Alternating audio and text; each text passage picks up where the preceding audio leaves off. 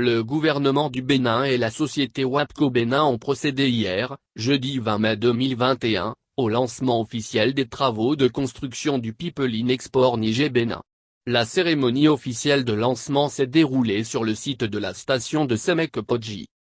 D'une longueur d'environ 1980 km dont 685 km au Bénin, le Pipeline Export Niger-Bénin permettra d'évacuer vers le marché international, le pétrole brut aussi bien du Niger que de certains pays voisins éventuellement. Sur le territoire béninois, le Pipeline traversera 5 départements à savoir l'Ouémé, le Plateau, les Collines, le Borgou et la Liborie, 17 communes et 141 villages. Il sera construit selon les normes internationales et aura une capacité minimale de 4,5 millions de tonnes par an, soit 35 millions de barils, capacité extensible par ajout de stations de pompage supplémentaires. Les travaux de construction sont prévus pour durer 2 ans. Quant à la durée du projet, elle est estimée à 40 ans, voire plus, en raison de nouvelles découvertes de pétrole brut sur le territoire nigérien.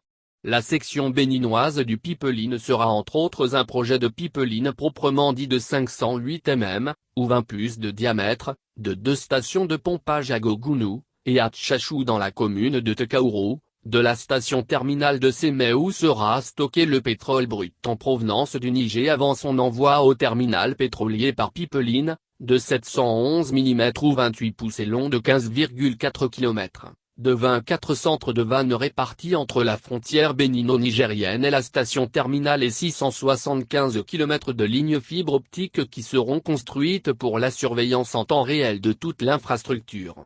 Le projet permettra la création de 3000 emplois lors de la phase de construction et 300 emplois permanents dans le cadre de l'exploitation de l'ouvrage. Une nouvelle dynamique.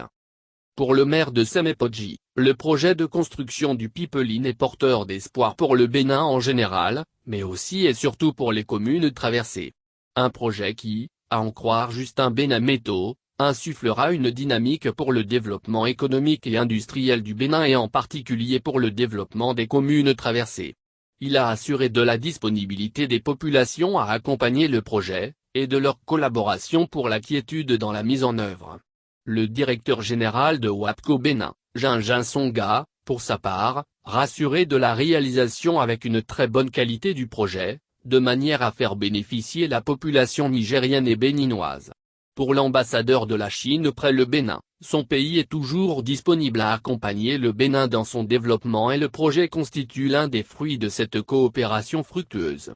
Pen Jintao a adressé ses remerciements à toutes les personnes, tant chinoises, béninoises que nigériennes qui ont apporté leur contribution remarquable pour la concrétisation du projet. Ce plus gros investissement privé jamais réalisé dans l'histoire du Bénin depuis les indépendances, est la preuve que la promotion d'une coopération internationale active au service du développement économique demeure l'un des défis majeurs pour le gouvernement en raison de sa forte contribution pour le développement de notre nation, a déclaré le ministre des Mines. Samou Seydou Adambi a remercié les artisans de cette gigantesque œuvre, en l'occurrence le chef de l'État, ainsi que le ministre d'État, les membres du gouvernement, les députés, les membres de l'équipe de négociation pour le soutien et l'accompagnement. Nous venons de montrer à la face du monde un nouvel exemple de coopération réussie entre un pays qu'on peut considérer déjà développé et 2 pays du Sud, s'est exclamé le ministre d'État chargé du plan. Abdoulaye Diop Chané a exprimé sa reconnaissance aux parties prenantes du projet.